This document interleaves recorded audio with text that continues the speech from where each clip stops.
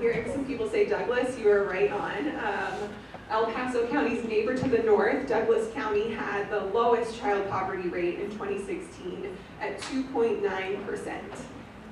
The county with the highest child poverty rate in the state was Castilla County, down here in the San Luis Valley where we just came from this week.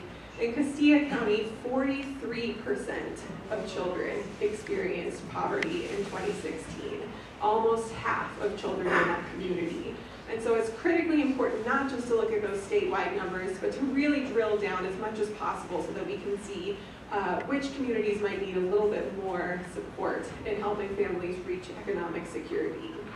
And then, of course, we want to look at El Paso County. El Paso County was slightly above the statewide average in 2016 with a child poverty rate of about 15%. And we can take a look at how things have changed here in El Paso County in terms of child poverty since the Great Recession hit. So those of you who work with kids and families know what a tough time that was for a lot of people in our communities.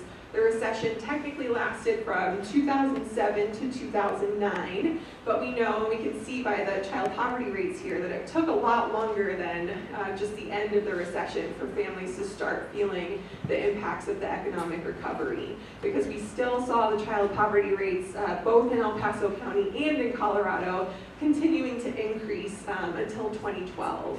And then since then, El Paso County has seen its child poverty rate drop to that 15% number in 2016. But again, if we just look at that county-wide number, it can obscure some of the differences that exist even here within El Paso County. And so we can actually drill down and look at child poverty rates by something called census tract. And that's what you see here. So the lighter colored areas are places where the child poverty rate is lower. So this lightest purple, the poverty rates for kids there are between 0 and 7%. And then these darkest shaded areas here are places where more than 47% of children were living in poverty. So that 15% poverty rate for El Paso County can be pretty misleading, because we know that we have communities right here in this county where a much larger percentage of children are experiencing poverty, and places where communities and families really need resources and support. And I think it's important when we talk about poverty to really explain what we mean by that. Poverty is measured by something called the federal poverty level. Most of you who work with kids and families are probably familiar with that, because we use it as eligibility for a lot of the programs that kids and families rely on. But the federal poverty level is flawed for many reasons. It's kind of an understatement. The federal poverty level was originally developed back in the early 1960s. And as all of us know, a lot of things have changed in this country since the early 1960s. So back then, the federal poverty level was based on something called based on the cost of something called a thrifty meal plan. So basically the leanest amount of food that a family could get by on. They looked at the cost of that, and then they multiplied that number by 3, and that number was the cutoff for whether or not someone was determined to be living in poverty. And it's because I accidentally pressed the button myself. But it was an easy fix. And so they took the cost of that thrifty meal plan and multiplied it by 3. Okay, maybe this is a press. Yep, let's try this.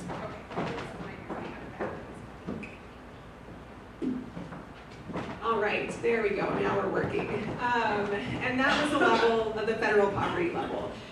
Since the 1960s, we have not made any significant changes to the way we're calculating the federal poverty level. So we've updated the dollar amount every year to reflect inflation, but we have not changed the way we're calculating that number. So we don't account for things like childcare costs that many of us have to pay for nowadays, healthcare costs, things that weren't as large a portion of the family budget back in the 60s when this measure was introduced. So as a result, the number that we use today as the cutoff for whether or not someone's living in poverty, most people agree that it's much, much too low to be realistic for the average American family.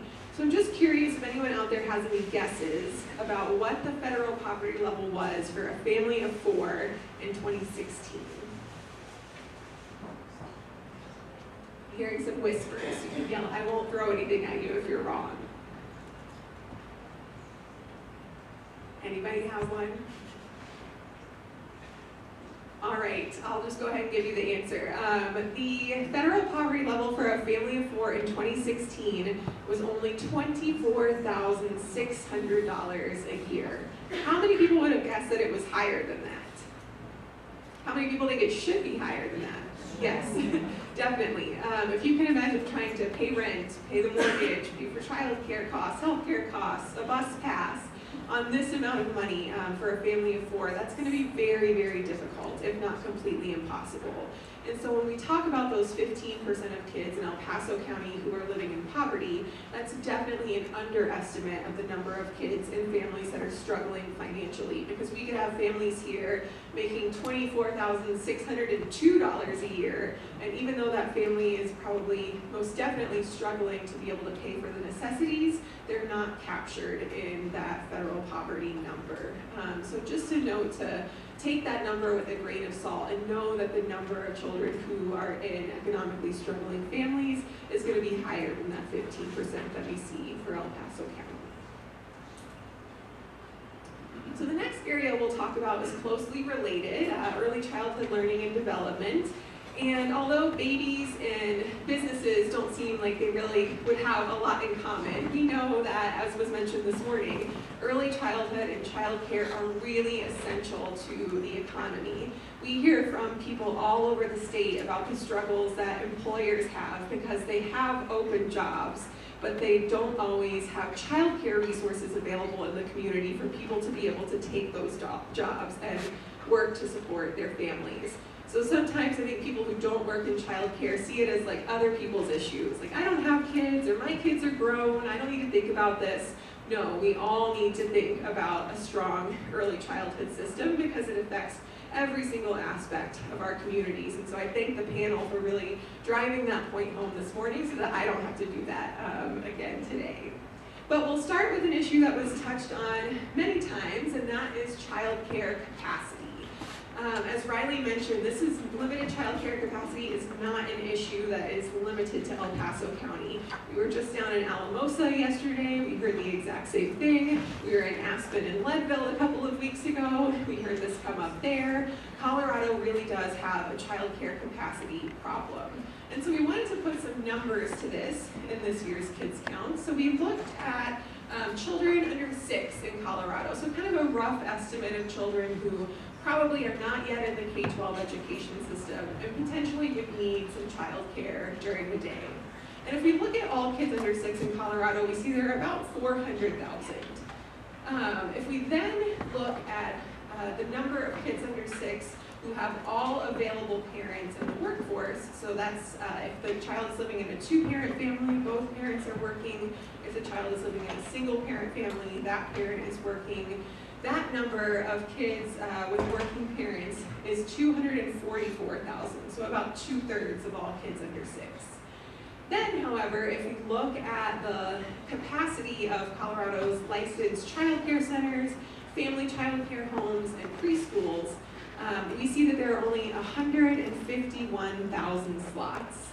And you can see here that's not nearly enough to serve all of the children who probably need care at some point during the day. And it actually leaves 93,000 kids under 6 across the state who likely need childcare because their parents are working, but don't have any available slots in a licensed setting. And much like Sandra, I'm not here to say that licensed care is the only care. We know that many families are able to rely on a family member or a friend or a neighbor to provide care, but we also know that that option is not available to everyone. And so a significant portion of those 93,000 children are probably in childcare settings that are less than ideal, which is really troubling given the really important brain development that's happening in these early years. And I see some people taking notes and taking pictures. That's awesome. If you want to save your hands, if you signed in today, we'll send out this presentation to everybody. So just in case you can't jot everything down at once, we'll be sure to get you the information. We also wanted to look at this at a county level because, again, we know that childcare shortages are more acute in some places. than in others. So we actually recreated this map based on something that was in the very first edition of Kids Count back in 1993 when we were talking about those issues even then. But this is a map that shows the number of children who need care in each community compared to the number of licensed slots in centers, family care homes, and preschools. And in El Paso County, there are about 2 children who need care for every slot that's available. So that's where the 50% of children in some unlicensed care setting comes from that Jackie was talking about this morning. So a very, very acute shortage here in El Paso County. And I should say too, this is for all kids under 6. We know that particularly for infant care, as was mentioned this morning, there are probably a lot more than 2 infants for every available infant slot. And I can't, again, understate the impact that this has in so many aspects of our community and our economy. So I think, as we talked about this morning, we need to pay a lot of attention to increasing capacity of our licensed child care settings and our unlicensed settings, and making sure that every family who needs care has a stable and consistent place for their child to go. We also know that even when child care is available, it's not always affordable for families. Here in Colorado, it actually costs more to send your infant to child care in a child care center than it does to send your college freshman off to a public college or university. And most of the time you've had 18 years to save up for your child's college education, unless you started saving in your piggy bank when you were really young for your future child's child care. You probably have not saved for 18 years for child care in a center or a family child care home. And so we know in Colorado the average cost of care in a child care center for an infant is more than $15,000 in 2017. More than $11,000 for 4-year-olds and almost $5,000 for before and after school care for school-aged children. Now, some people who don't work in early childhood might see these and think, man, I gotta get into that child care business. These people must be making a killing since it's $15,000 a year. That is not the case. We know that child care providers are operating in many cases on very, very thin margins. And so our aim is not to reduce the cost of care, because we know that a lot of the time when you do cost-cutting measures, you end up sacrificing quality. And we really, really need our child care settings to be very high quality to support that brain development that's happening in the early years. So the answer is not to cut costs, particularly because, as the panel talked about, the biggest portion of expenses for most child care providers is their staff. And we don't want to cut the already low wages of people who are doing this critically important work of working with our young children. And so just to put some numbers to what you heard this morning about the wages for child care providers, I have here a bar graph that shows some hourly wages for different occupations in Colorado in 2016. And I purposely left off the labels at the bottom. Curious if anyone out there has any guesses as to which one of these wages goes for child care providers. What was your 1034, 1232. You guys are on the right track. 1232 was the average hourly, or the median, hourly wage for child care teachers, and preschool teachers were only about $1 an hour over that. If you see which occupations are very close to child care teachers and preschool teachers, we are paying them only slightly more than we pay animal caretakers and parking lot attendants. So we are paying people almost as much to watch dogs and cars as we are to watch our young children. And as was mentioned this morning, these people are doing incredibly hard and incredibly important work. And it's very hard to recruit and retain staff if the wages are only $12 an hour. So the answer is not to cut costs, it's to think about how can we subsidize childcare, how can we provide more resources so that we're not hurting providers and so that we're helping parents be able to afford high quality childcare for their children. So that's something the Children's Campaign really works on a lot. So the next section we'll talk about is child health, and I do have some good news in child health, I promise. It's good to celebrate the good stuff as well. And the first piece of good news comes in the area of kids' health coverage. We know that health insurance, while it doesn't necessarily guarantee access to care, because there can sometimes still be issues with finding a provider that takes your insurance, etc., we know that it really is that first important step to getting kids the care that they need. It not only helps kids get the care that they need, but it also serves as financial protection for families, so that if your child gets the flu or falls off the monkey bars and breaks a bone, you're not dealing with thousands upon thousands of dollars in medical bills. So it's really encouraging to see the progress that Colorado has made on health coverage just over the last few years. Unfortunately, we can't look at the whole 25-year time period that we were focusing on in this report because the data sources changed a little bit. But even just going back to 2008, Colorado has made significant progress. You can see here in 2008, the uninsured rate for kids in Colorado was higher than the national average, 14% compared to 10%. And then over the next few years, Colorado made some state-level policy changes made in our state legislature. Things like expanding the Child Health Plan Plus, for example, to serve kids in families with incomes that previously were too high to qualify.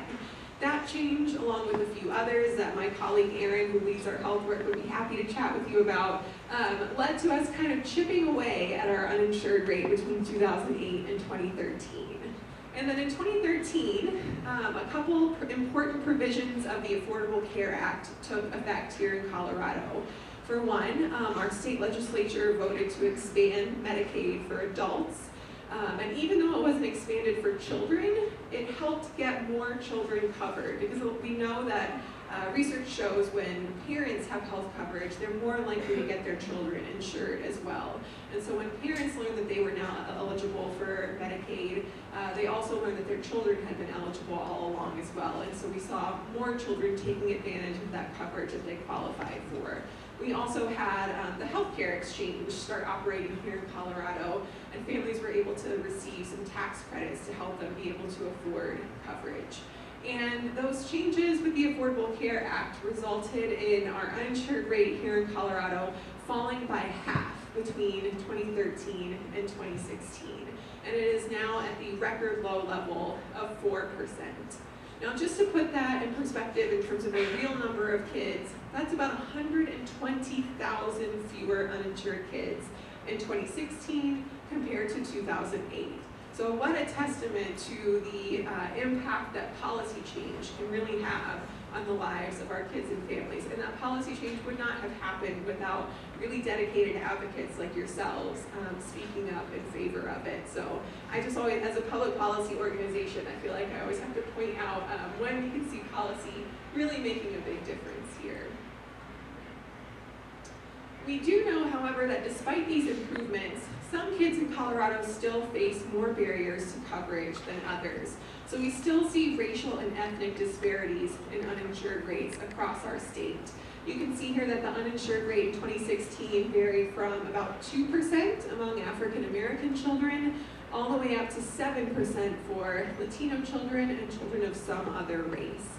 And this is something that we heard a lot about when we traveled the state a couple of years ago and kind of asked people about what they thought was contributing to these differences that we see here, and in particular the high rate of uninsurance for Latino children. And we heard a lot about the fear that many families face in signing up for coverage. The vast majority of Latino children in Colorado are U.S. citizens. They qualify for coverage through Medicaid or CHIP or through the exchange, but sometimes they may be living in mixed status families where a parent, a grandparent, somebody else in the household doesn't have proper documentation. And so that family then feels very hesitant to go in and interact with the government, provide information, even though it would result in their child getting health coverage. And so we're really trying to think about how to remove barriers for those last 50,000 children who oftentimes are facing more obstacles to getting coverage than others.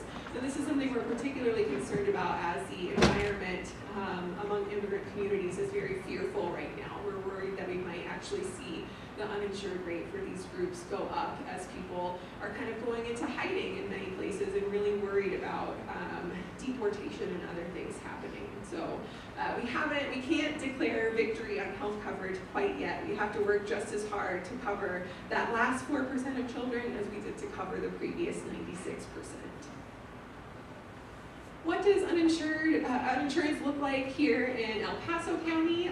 The trend has been pretty similar here. El Paso County saw its uninsured rate fall by more than half between 2009 and 2016, and that number is also now at a record low of just about 3% of children who lacked health coverage as of 2016. And I wanted to also talk about the type of coverage that kids here in El Paso County have and really show the importance of those public coverage programs like Medicaid and CHIP Plus to kids in this community. So we can take a look at different types of health coverage. In El Paso County, about 5% of kids had direct purchase health coverage. This was coverage that is purchased privately outside of employers, and about 5% of kids were covered that way. A larger than average percent of kids in El Paso County are covered by military health coverage, which is not surprising. About a third of all kids were covered by employer-sponsored coverage, so through their parents' employer. And then the largest percentage of children were covered by Medicaid and CHIP Plus. About half of all children in El Paso County were covered by one of these programs at some point in the year. And I wanted to say also for the math whizzes in the audience, I know these numbers won't add up to 100%. It's because some kids may go back and forth between different types, and so the percentages will not add up to the total. But I really just wanted to highlight how critical it is that we defend these programs like Medicaid and CHIP, because we know that a very, very large portion of all of our communities and the community here in El Paso County are relying on these programs in order for their children to have the coverage that they need. Another area of health that is just as important as physical health, but often not talked about as much, is mental health or behavioral health.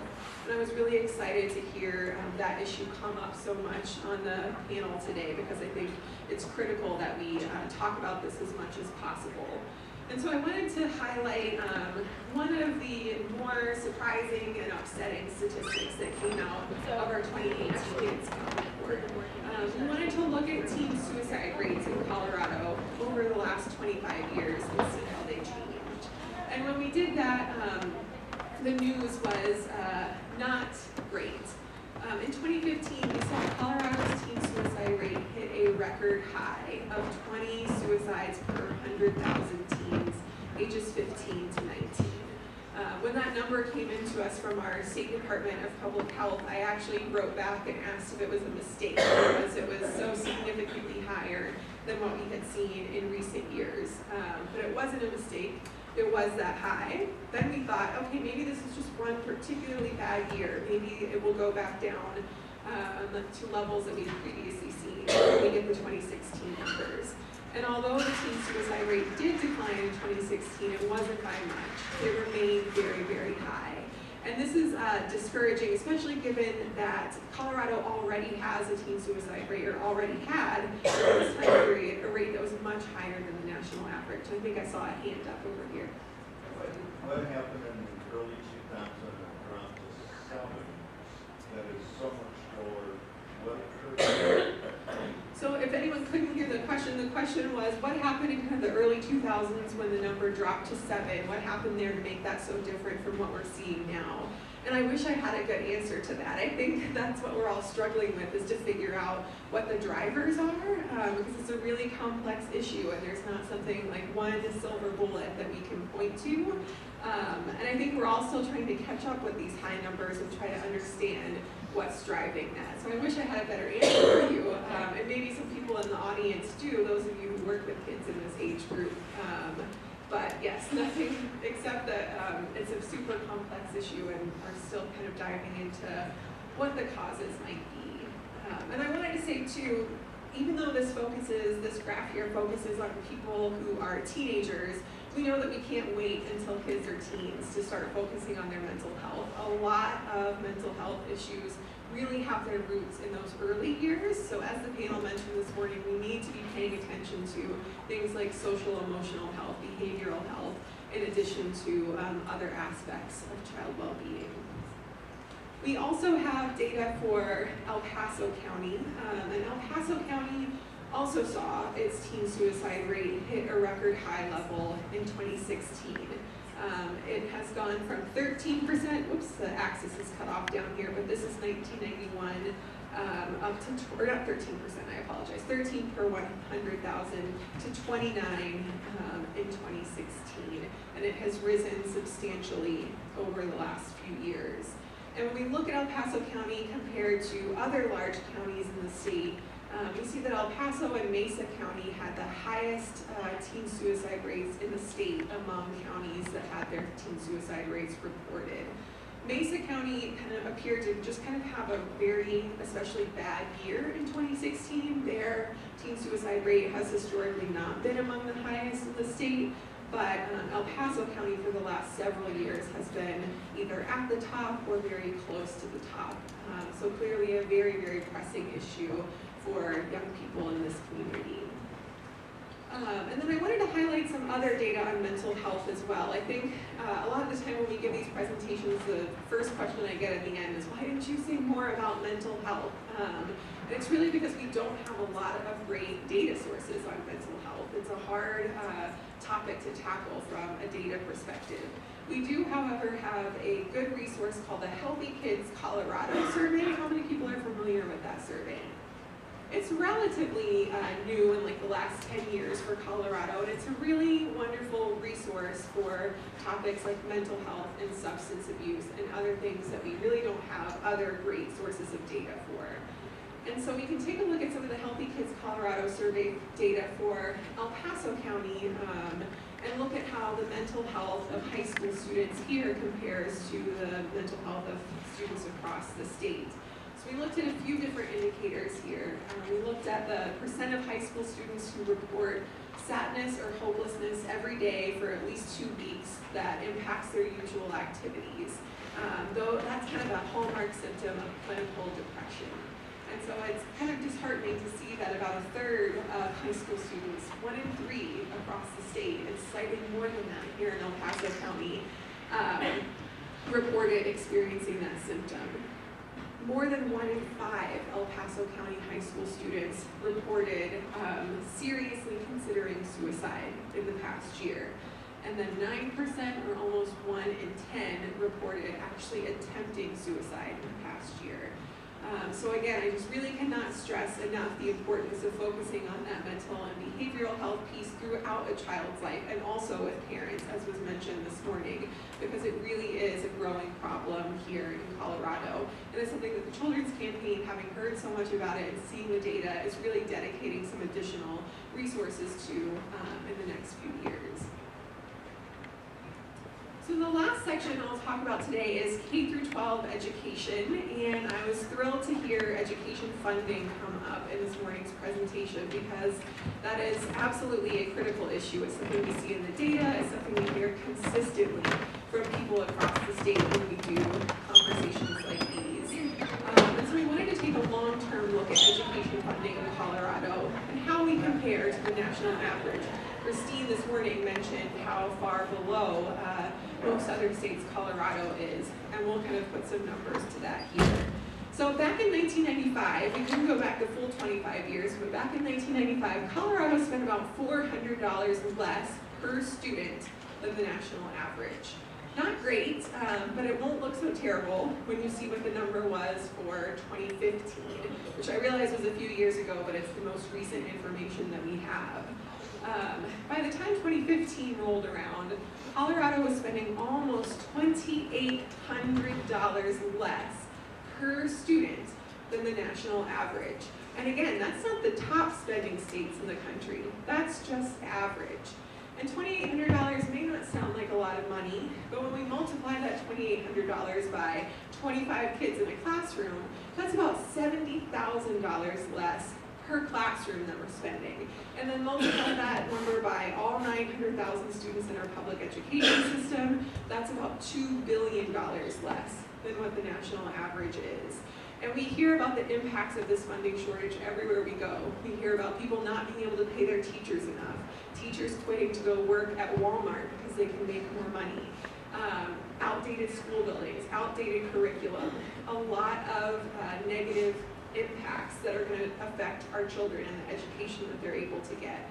And so I was glad Christine put in a plug for Amendment 73, which is something that would raise funding for education. Some of it would go to early childhood education as well, and would only impact about would only impact about 8% of Colorado taxpayers. So you should all have some handouts, or hopefully most of you do, on your table about Amendment 73 and how it would affect your school district. But the Children's Campaign, as Riley mentioned, has endorsed this ballot measure because we think that this $2,800 shortfall is unacceptable.